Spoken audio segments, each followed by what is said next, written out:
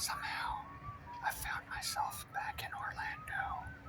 And here in Orlando, across from the bus station, there's a special plant, the silver saw palmetto.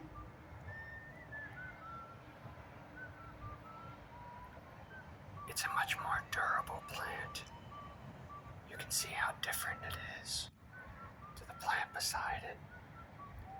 It has a much higher content of fibers and wax. The natural waxes in the plant make it stronger. You can see here, beside a regular palmetto, the color is contrast, and the material breaks down to a much more uniform material, quickly and easily, a much nicer material. Here, looking at what we've already weaved together for our belt, and you can see the color change here, where I've been weaving the new material in. But our belt will have to be more durable. It'll need a border to make it stronger and last longer, with even more fibers. We're going to use string for that. A natural cordage we're going to make with this plant. Dog fennel. Dog fennel isn't good for much. It's nice to burn, to fend off mosquitoes and biting flies. Here we're going to process it. We're going to get all the fibers out of its skin, like using the skin of an animal for leather. The skin of this plant is full of very useful fibers. It's remarkably strong. And here we're going to remove all the little stems, and we're going to pull up and away so it doesn't run and damage any of the fibers. We want the fibers to be in the best possible condition. And just keep pulling until there are no more. And once we get down to where it tapers down to 30% of its thickness, we'll just snap it off. Just a quick snap and twist, and it comes away. Now it's time to remove the inner parts of this stem, the woody parts that don't make good fiber, that won't make good cordage. I like to use a 1/4-inch breakaway razor knife. I keep my knuckles against my hand so that I can't slip and cut myself.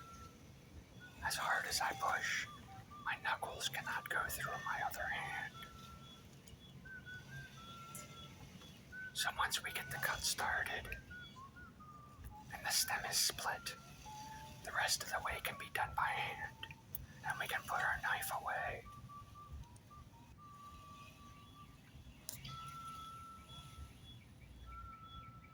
As you run your thumb down through the split, the thickness may change.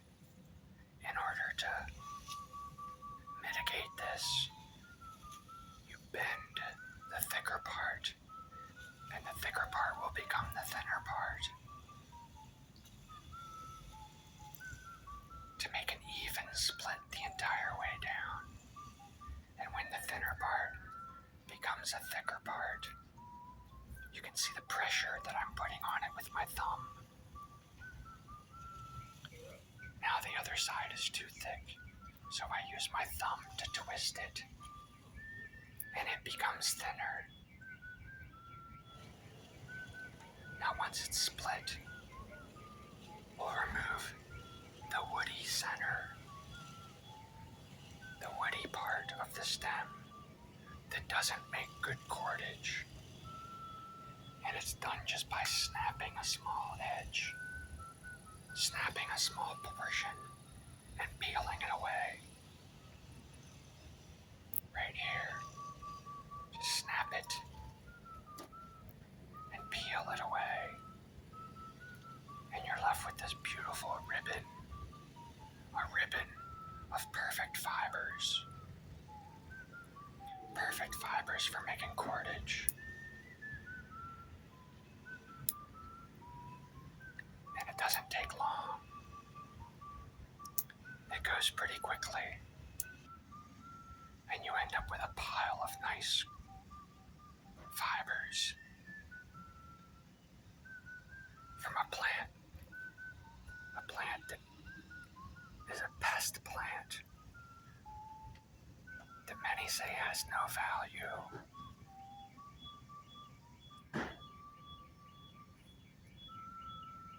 Now one side of the stem is thicker than the other side, and one side is thinner than the other side. So by taking the top and setting the top near the bottom of the other, you'll have even material across your pear. So you'll have a consistent thickness for your cordage. And once you get enough material to have three, you can make nice 3-ply cordage. I like to let it dry for a day, 24 hours to dry out. That way there's no shrinkage. Making cordage is easy. You twist the top part away from you and then turn it down when it buckles. Twist it and then pull it towards you as it buckles. Twist away and then pull it towards you as it buckles. And in just a short time, you have something that starts to resemble rope. Just a few turns, and it begins to look like rope. Using 3-ply, you'll have a much rounder cordage. It'll be easier to work with. Just keep turning, twisting, turning, and twisting.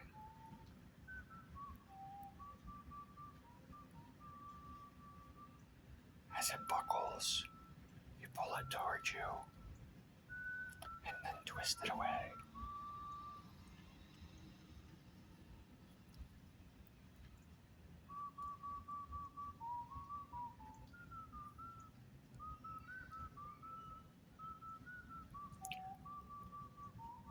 And moments later, you're left with it.